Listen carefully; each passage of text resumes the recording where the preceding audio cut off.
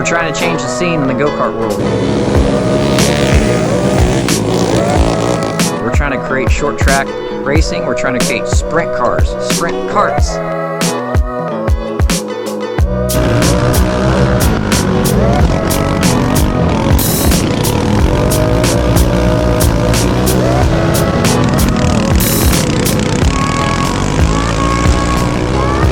Short track, a lot of horsepower, not a lot of traction, wild racing.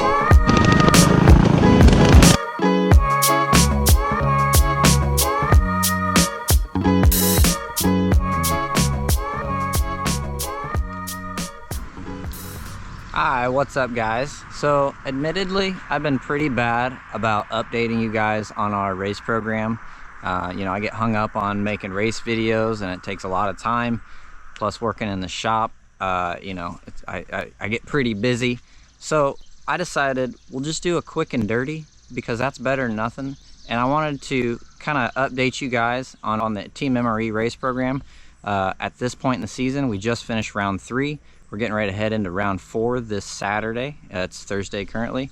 So yeah, I just got the karts all washed up and I just wanted to give you guys a quick show of, you know, where we're at and kind of talk about what's been going on with them and just kind of update you guys. So first and foremost, we can start with Adria's ride for this year, which is the Kinser Bandit 3, KB3 for short. As you saw in the off-season video, we got this kart from Roger Kinser. Such a country girl that works. Country girl, I love you. Yeah. How long have you known me, Kat? We've been together for 13 years. As a tacked together frame, and I finish welded it in the shop.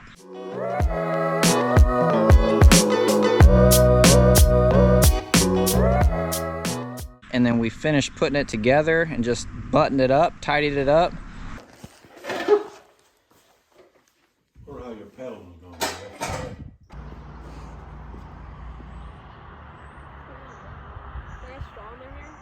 We stuck Adria's engine from last season on it, which is a MRE 212 2825 Hemi head. It's on methanol and a 390 carb. This one made 26 horsepower on my dyno before round 9 last year. Still in that form, still making 26. It's been a great motor for us. Yeah, she runs the hell out of it. I mean, we just run it to death, and it's been a really, really good motor for us. This is the last time you'll see this engine on this kart. We have her a new engine. It's another 212, but this time it's a big valve 3225, and we're gonna put her on a Mikuni 28 slide carb like my engine. So that's gonna bump her up from 26 horsepower to roughly 30 horsepower, 29, 30 horsepower. So that'll be a significant jump for her. I will say, even at 26 horsepower, she's not far off on this one because it is very light. We do have 2 pieces of lead up in the nose, which we come to find liked doing that because it was so light in the front end.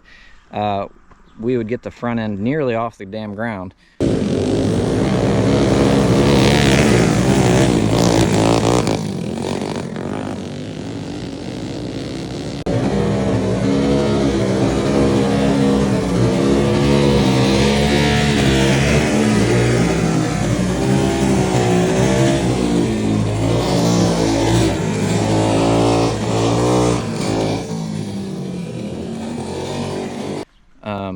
So we have put a little bit of lead on it, but this kart is extremely light. But yeah, so it's been a great kart for us. Right out the gate, we went testing over at CCR.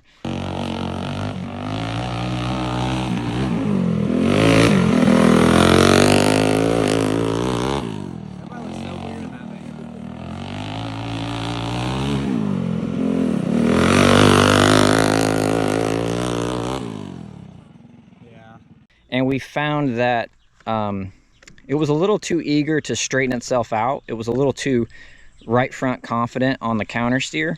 So you couldn't get the kart to rotate before it would try to straighten out, which would show up as a tight condition middle of the turn. So as you can see, we ended up putting what's typically a left rear on the right front, which what it does is it makes the wheel farther in, and that way when you counter steer, it drops less on the drop, so it's not as eager to straighten itself out, which will allow this cart to rotate better through the middle and give you more cart angle to get the thing turned around. Now keep in mind, we do short track racing, so we are really running these things down the straightaway, turning them around 180 and running back the other way. So you have to be able to get the whole cart to rotate, or else you end up in a situation where yeah, you get tight in the middle, like I said, and then you can't get the thing to point the nose on the exit, and you can't get on the throttle early. So yeah, so we spent some time on the front end on this thing. That's basically what we've been doing. At first was just playing with the front end. You can see we tried a couple different caster settings, but we actually ended up back at the original. We have played with the spacing of this left rear on the right front to kind of dial in this setup. I will say the one downside to this setup is there's not a lot of stagger in the front end. So this cart really doesn't like to roll in on the nose and just drive off throttle. It really likes to be on throttle basically at all times, which makes it a friggin' riot to drive. I can tell you, and I've been saying this over and over again, if you're on track by yourself in hot laps, there is nothing more fun than this cart. It drives like nothing you've ever driven before. I would say it drives like a sprint car. I've never driven a sprint car. I can tell you Jake Scott sat in it after round 3 at the Boogie Bowl in the evening, and he absolutely fell in love with it, and he looked phenomenal on it, and he is a big sprint car racer. He would just drive in on this right rear, put it right in the dust on entry, and just drive the thing with the back end out, and it looked super cool. So yeah, and then in the back end, we have done some work back here. Originally, and I pretty much always run these carts with the wheels full in on the back of the flat carts. Well, what we come to find out is this cart has such a high center of gravity because you're sitting so high up in it, that with this pulled all the way to the frame, it was packing up on the right rear so hard that it would blister this tire. That's how it showed up initially. And admittedly, Roger Kinser told me pretty early on to pull that right rear out. My stubborn ass did not listen at first. I kind of have to learn things for myself.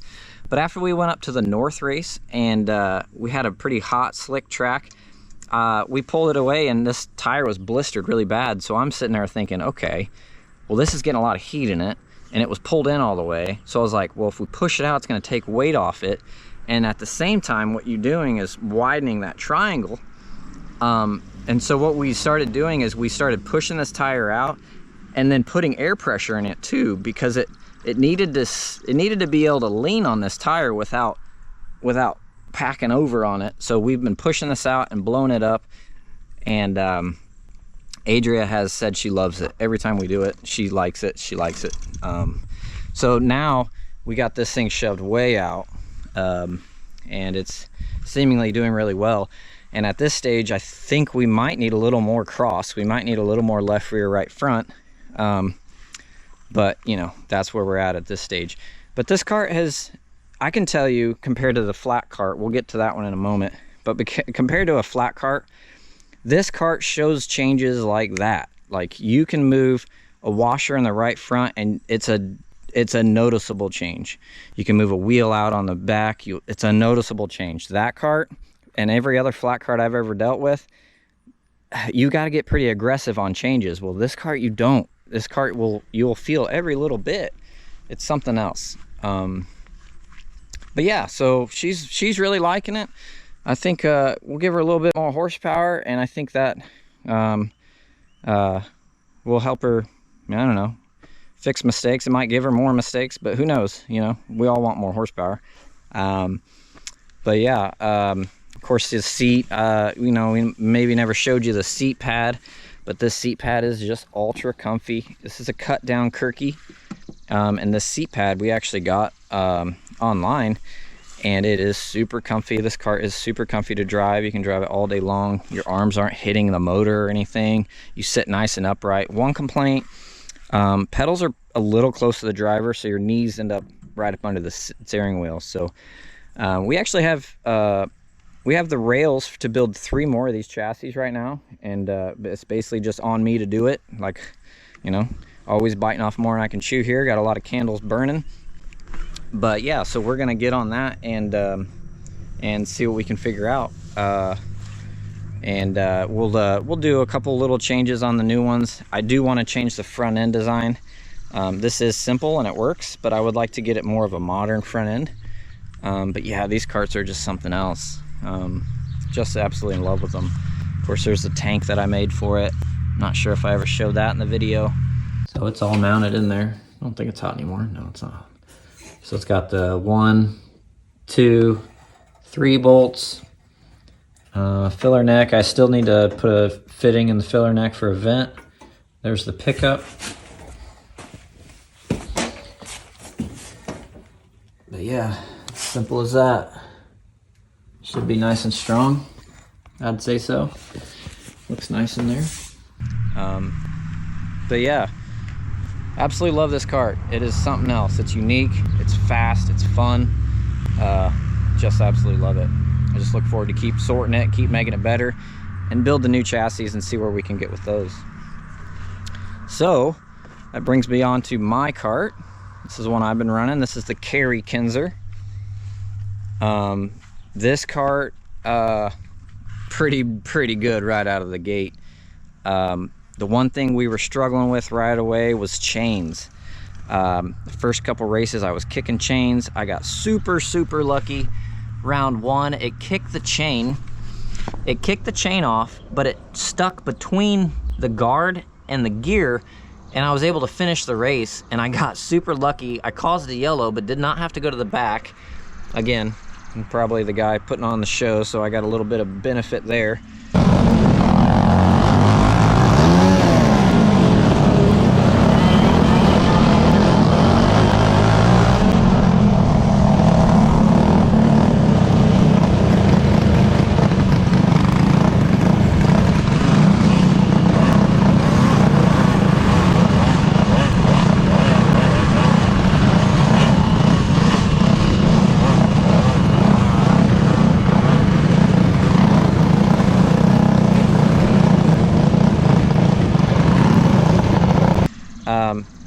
But yeah, I got super lucky on that one. And then we went up to the North race. I went into hot laps and just kick chain, just gave up, didn't even run the YKN North round 1. Just packed it up and just helped put the show on. But I can tell you, I guess what I ended up figuring out was I had maybe a couple things going. The engine itself maybe had a slight kick to it, but really the game changer was using the best chain, the ROV extreme chains, and also I was running too tight of a chain. I think that was probably the deal. So I've loosened the chain up and we've had success ever since. No more kick chains. Knock on damn wood. I gotta find some wood. Everybody's superstitious, you know. But yeah, so we got the chain situation figured out. I have yet to play with the adjustable left rear at all. Go ahead. I have not even touched it. It's been locked out the whole time. I've just left it locked, and honestly, I have no plans to play with it. Oh yeah, back to the chain. Another thing I was doing was I could not, look at all this weight on my seat. Me and Tommy showed up with 35 extra pounds this year, and I could not get this cart to put any left rear in it. I couldn't get the cross up to where I thought I wanted it. So what I had done was I had shoved this side of the bearing all the way down to push the wheel all the way down, which is putting weight on the left rear, which is cross.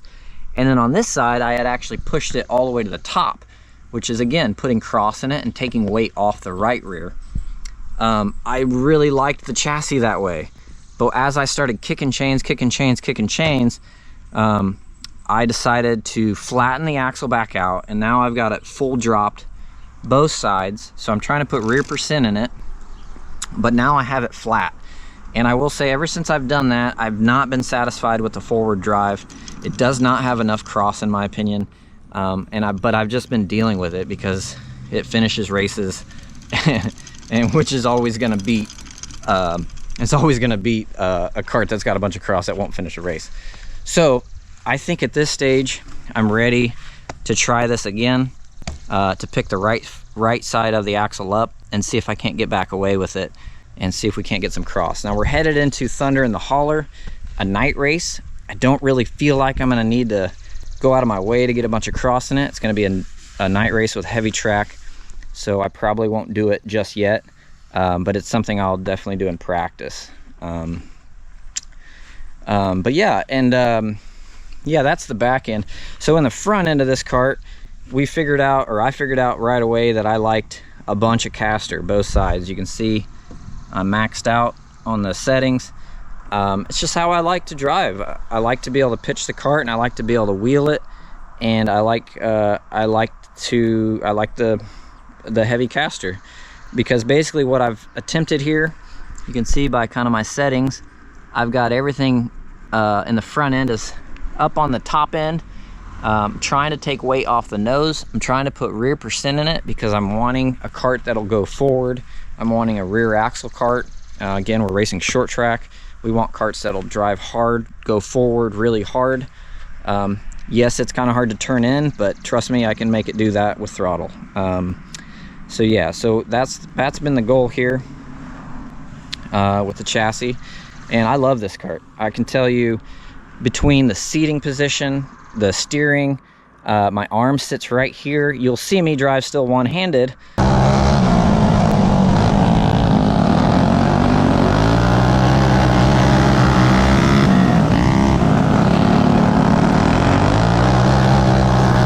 But compared to Carlos, this is a super comfy kart. I can literally drive this thing 50 straight laps, not even winded. I love it. It's something else. This kart is something else. I fear the day when Roger takes it back, because I've actually kind of fallen in love with it.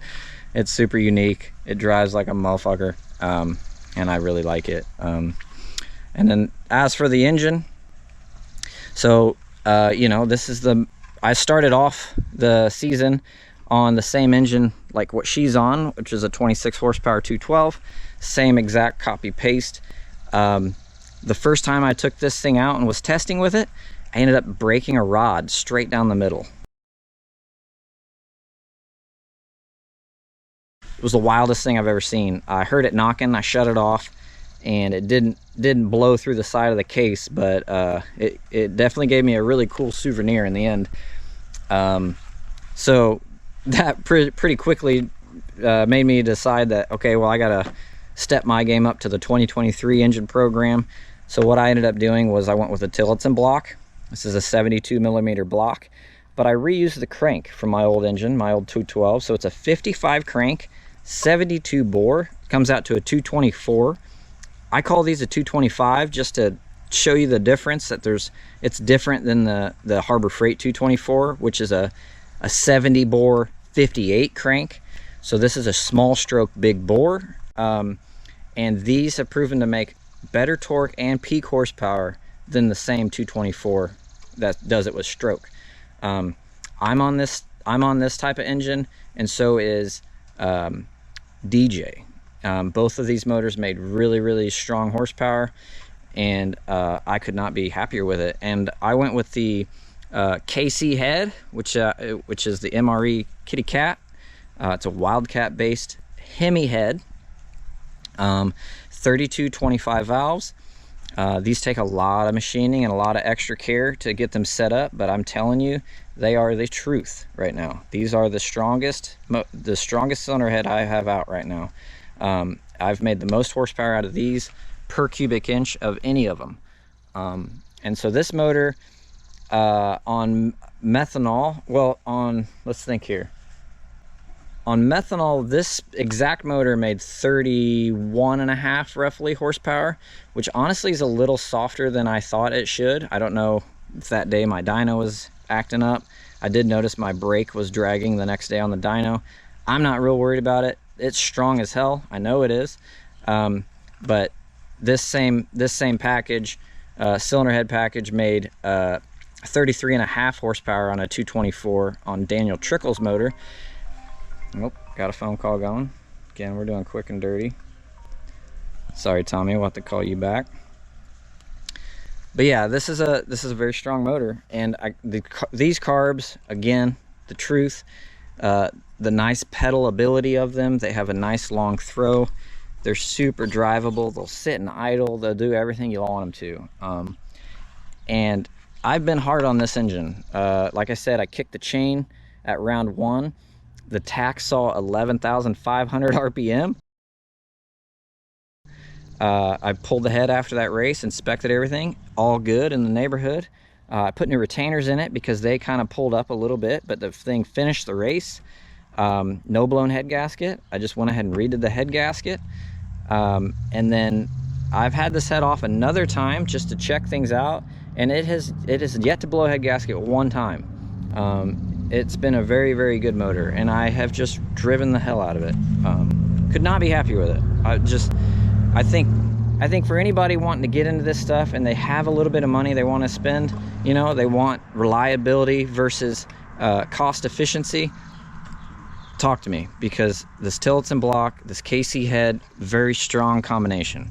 Not only in horsepower, but just reliability. They're just good, strong castings, and this makes for a very, very good motor. Again, it's been on M1 the whole time. I don't think I ever ran this one on gasoline. Did I ever run this one on gas? I don't think so.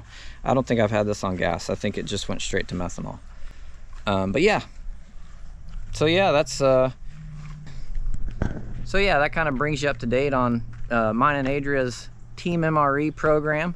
Again, like I said, I was just trying to do this quick and dirty because time is of the essence right now. We're middle of the season. We got 4 races in 4 weeks going right now, all culminating into our first ever public race at the Johnson County Fairgrounds, July 18th. It's going to pay $1,000 to win. It's going to be something else. It's going to be epic. If you're in the central Indiana area, please get a hold of us and come out, check it out, either watch, race with us, whatever you want to do. It's going to be a show. So thank you guys. I appreciate watching the video. Please like, subscribe, follow. You can follow me personally on Instagram, Monday Race Engines, Facebook, Monday Race Engines. You can follow the group on Facebook at Yard Cart Nationals.